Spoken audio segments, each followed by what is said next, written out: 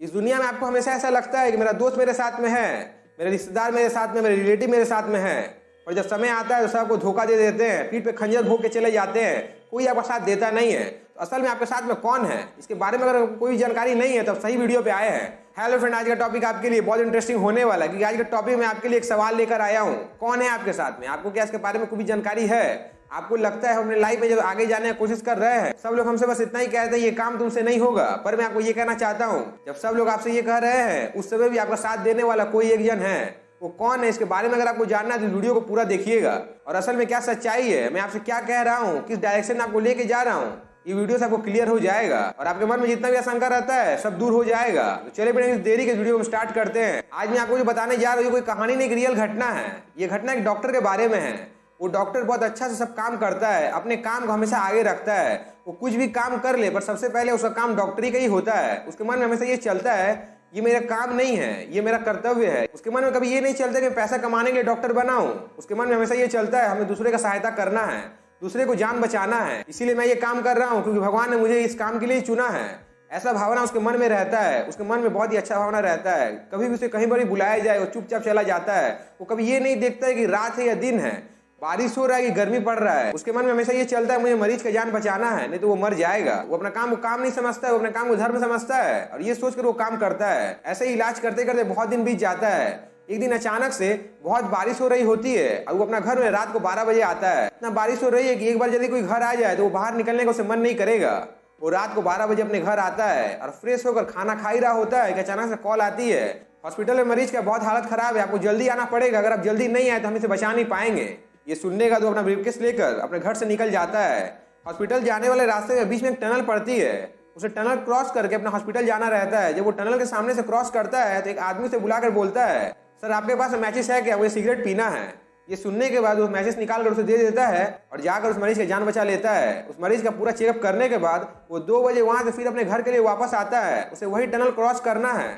जब फिर से वो टनल को वो क्रॉस करता है, वही व्यक्ति उसे पूछता है, सर कितना टाइम हो रहा है? तो डॉक्टर कहता है अभी तो रात के 2 बज रहे हैं, तुम इतने रात में यहाँ क्या कर रहे हो, तुमने घर क्यों नहीं गए? ये सुनने का व्यक्ति कहता है 2 बज गया है, मुझे अब घर जाना चाहिए। डॉक्टर और कुछ कहता नहीं है, अपना वहां से निकल जाता है और अपने घर में आकर सो जाता है। सुबह होते ही उसके घर में कॉल आती है, हॉस्पिटल में एक मरीज आया है जो बहुत सीरियस कंडीशन में है, अगर आप जल्दी से जल्दी नहीं आए जिसे हम बचा नहीं पाएंगे, आप जल्दी से आ जाइए। ये सुनते ही डॉक्टर दौड़ा दौड़ा जाता है और उस मरीज का चेकअप करता है। उस व्यक्ति का चेकअप करने के बाद डॉक्टर उससे पूछता है आपका ऐसा हालत कैसे हुआ?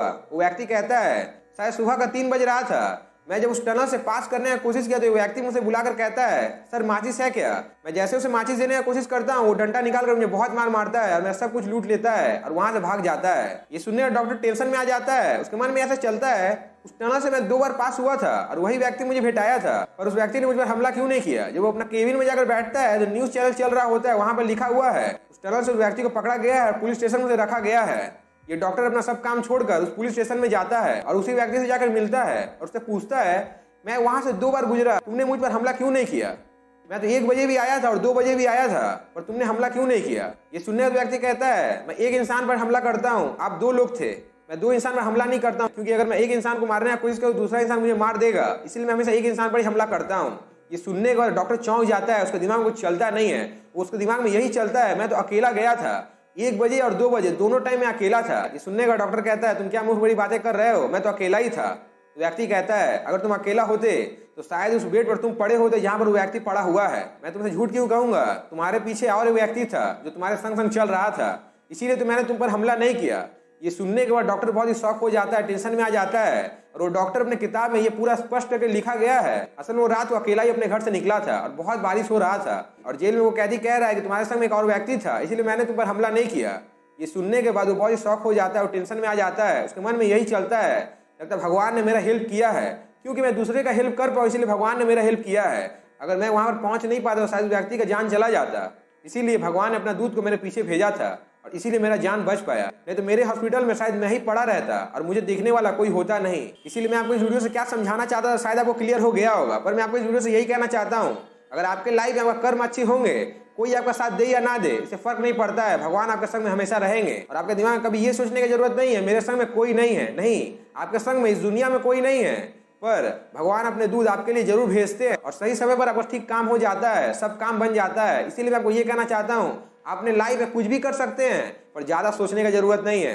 ज्यादा टेंशन लेने की जरूरत नहीं है। आपका लाइफ में आप जो भी कर रहे हैं सही कर रहे हैं। अगर आपको कुछ सोचना ही है तो ये सोचिए कि हम जिस काम को कर रहे हैं उस काम में कोई गलत भावना होना नहीं चाहिए। अपना फायदा के लिए सिर्फ काम करने की जरूरत नहीं है, औरों का फायदा के लिए काम करके आप एक बार देखिए आपका काम किस प्रकार से हो जाता है। पर मैं आपको ये कहना चाहता हूँ, अगर आपका कर्म अच्छा रहेगा तो टेंशन क्या होता है वो आपको पता ही नहीं चलेगा, क्योंकि टेंशन आने का पहले ही खत्म हो जाएगा। आपको हमेशा ऐसा लगेगा हमारे लाइफ में तो टेंशन है ही नहीं। इसीलिए मैं आपको क्या कहना चाहता हूँ शायद आपको समझ में आ गया होगा, और आपके लाइफ में आपको कैसे हर काम को करना है ये भी आपको पता चल गया होगा।